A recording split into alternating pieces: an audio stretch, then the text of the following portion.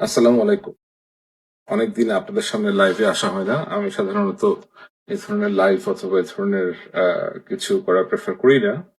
কিন্তু আ নিজের ছুটির মাঝখানেও, নিজের হলিডের মাঝখানে মনে হলো একটু এ ধরনের লাইভ করা প্রয়োজন।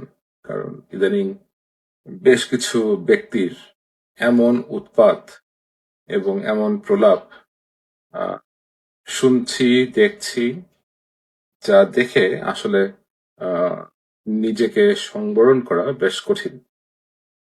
একটা হচ্ছে ল্যাংটা সুলেমান, উন্মাদ ল্যাংটা।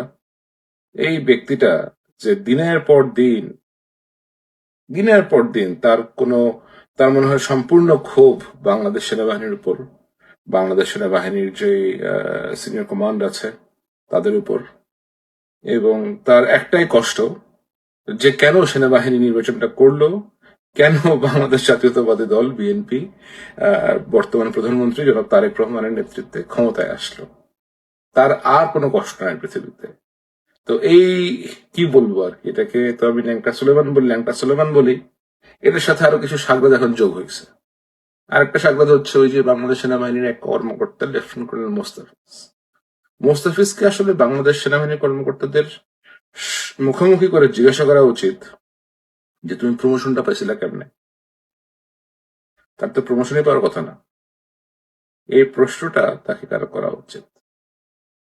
সাবেক প্রধানমন্ত্রী বেগম খালেদা জিয়ার বাসায় যখন রেড দেওয়া হয়, তখন মুস্তাফিজ কি কাণ্ড কারখানা করছে তার বস আক্তার হামিদের কথাবার্তা শুনে।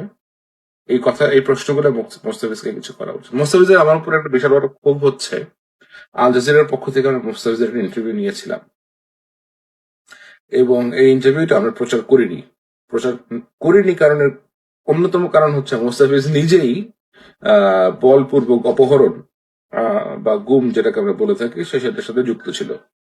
সে নিজ মুখে স্বীকার করেছে যে সে কিভাবে তার সহকর্মী লেফটেন্যান্ট কর্নেল হাসিনকে গুম করেছিল। তো এরকম লোকের তো আসলে ইন্টারভিউ ইন্টারন্যাশনাল একটা মিডিয়াতে প্রচার করা সম্ভব না। তারপর থেকে তার প্রচন্ড রকমের ক্ষোভ আমার উপর।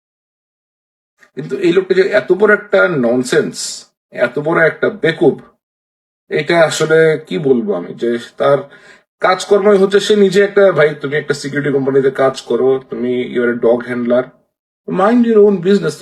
You have no idea about Bangladesh army right now.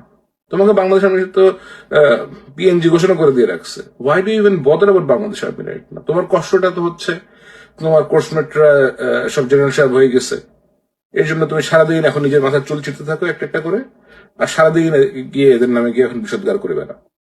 What is your quality? Ask your self what is your quality. এগুলা করে নোংরামি করে আসলে লাভ নাই।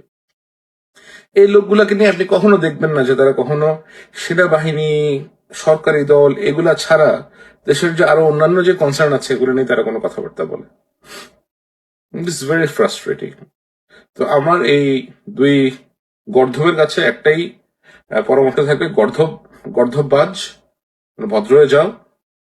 পৃথিবীতে আরো অনেক কাজকর্ম আছে, সে সমস্ত কাজকর্ম খুঁজে নাও। সরকারের ভিতরে আরো অনেক খুঁতখুঁতানি আছে, সেগুলা গিয়ে খুঁজে বেড়াও, কিন্তু এগুলা করো না। সেনাবাহিনীর মধ্যে তোমাদের সমস্যাটা কি? তোমাদের কি সেনাবাহিনী কুরকুরাইছে কেন? কারণটা কি? ইলেকশন করছে এর জন্য? জেনারেল ওয়াকার তো নিজে এসে আমাদের কাছে এসে বলে গেছে যে সে বাংলাদেশের জন্য কি কাজটা করেছে। পুরো দেশ জানে, পুরো পৃথিবী জানে। এত কষ্ট কেন? এত খাওয়া কেন? খাওয়া অনেক বেশি হইলে খাওয়ার মলম আছে। মলম যখন লাগানো হবে তখন কিন্তু আর ইয়ানাফসি করা ছাড়া আর কোনো গতি থাকবে না। ঠিক আছে, বেশি খাওয়া যাবে না, চামড়া ফামড়া সবকিছু ছেলা শুরু হয়ে যাবে কিন্তু আশেপাশে দিয়ে। ভালো থাকো, গুড নাইট।